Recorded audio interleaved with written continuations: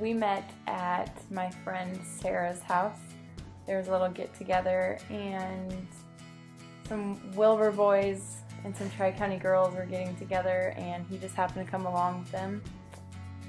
And that's where I first met him, at a friend's house. I had a phone that she thought was pretty cool. A really weird phone. Like, it was abnormally large. Like, big.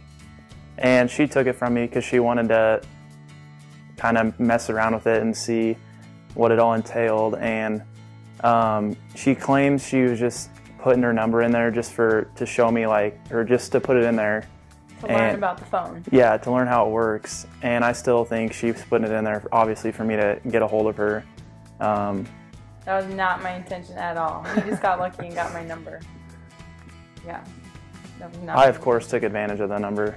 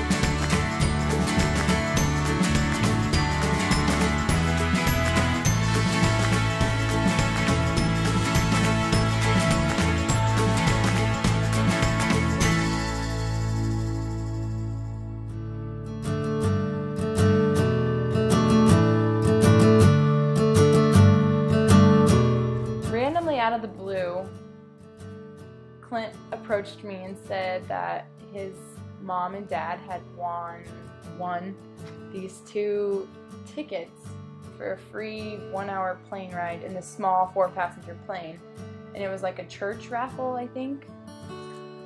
And he said, do you want to take them? I've only been on a big plane. I had never been on a small plane, and Clint hadn't flown since, what, 5th grade? Yeah. So he's like, do you want to take him? And I said, well, I guess, why not? Sure. And so we were told that we were going to fly above my house and his house and Wilbur, you know, where we're from, just to see an aerial view of it, which would be really cool. And then 1 week before, that was 1 week before when he asked, and then that whole week he didn't say anything about it. It's just nothing about it. And it was Sunday that, right? It was Sunday. It was Sunday, yeah. The Sunday of. The Sunday of the proposal. And he said, did you still want to go on that plane ride? I totally forgot about it. And I said, oh, we're really doing it? And he even goes to say, well, we don't have to if you don't want to. And we were still in Kearney, and we had to go to Lincoln. Yeah, and I'm like, well, I guess we could go. I guess we already agreed to it. And I kind of was like, why are we going? This is weird. But he said, we don't have to go if you don't want to. Okay. We were going to go either way. I wonder what you would have done if I would have said no. Would have made you go. Yeah, well then his mom had actually made this certificate that said good for one free plane ride. And it was addressed to Tim and Brenda, like it wasn't... In an envelope that hadn't been like opened. My mom like went over the top and putting that together. And like of course we read it when we got to the house. And we went up to Lincoln and we just like got in a plane, took off from the Lincoln airport, just started flying around. Like obviously took off from Lincoln, so we're like looking at Lincoln and we were driving along 77 and we're looking at all this stuff that we kind of seen from the road, but we're looking at it from a different perspective.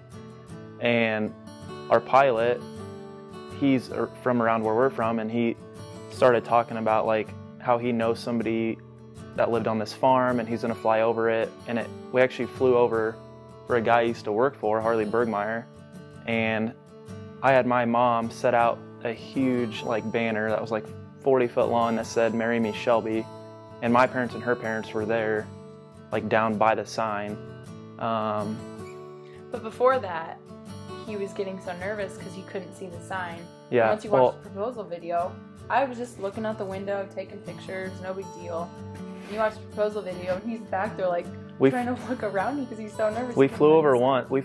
There's like a pond, and it was right on like the hill of the pond. And we flew over once, and my mom told me, and like we decided where we were gonna put it at.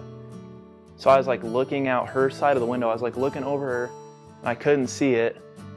And I was, of course, freaking out because I was like, are they not there yet or what? And I didn't know what we were gonna do to try and buy time. So I just told our pilot, I told John, I was like, we'll just fly around, do a big circle, and come back, and then come from the north and go across. And I finally seen it like from quite a ways away, and that was like the biggest relief ever. And I told her to look at it, and of course she had to do like a double take, and then... Yeah, I was not expecting it. Which some people kind of are like, how did you not expect to be, you're in a plane, when do you go on a 4-passenger? They played it off so well. I was pretty calm too, like... Yeah, and then I was like, well, maybe he is gonna propose. Nothing in his pockets, but then again, there's that country thing. He had his boots on, so the ring was in his boots. He played it off very well.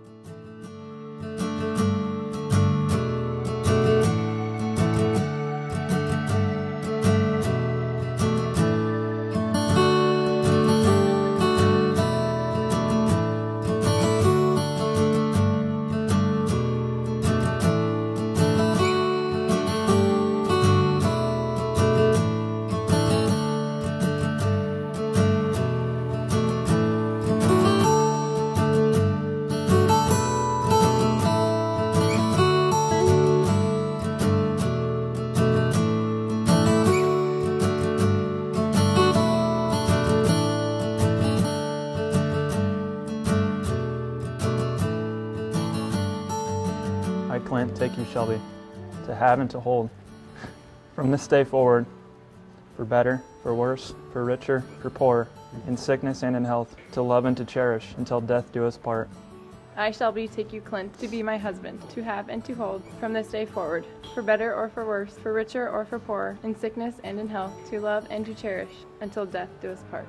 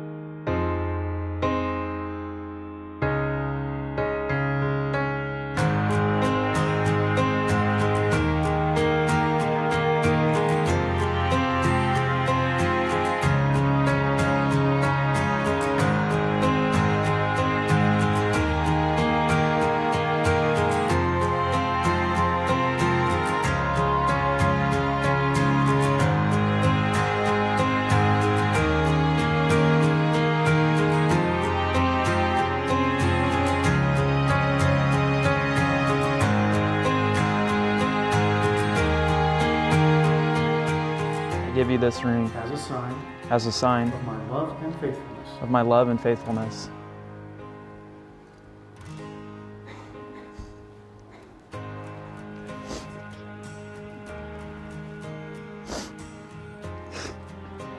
I give you this ring I give you this ring as a sign of my love and faithfulness. of my love and faithfulness.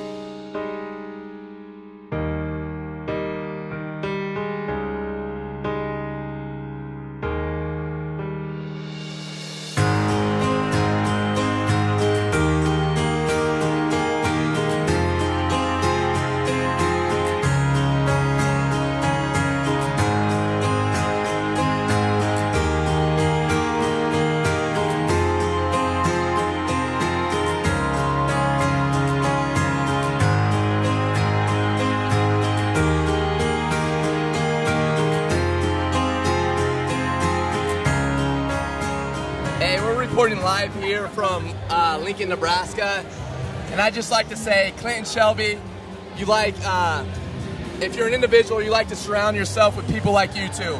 And so, I'm wishing you two the best of luck, and I don't even have to do that because I know you guys have a lot ahead of yourselves in the future, and I just can't wait to see what the future holds for you two.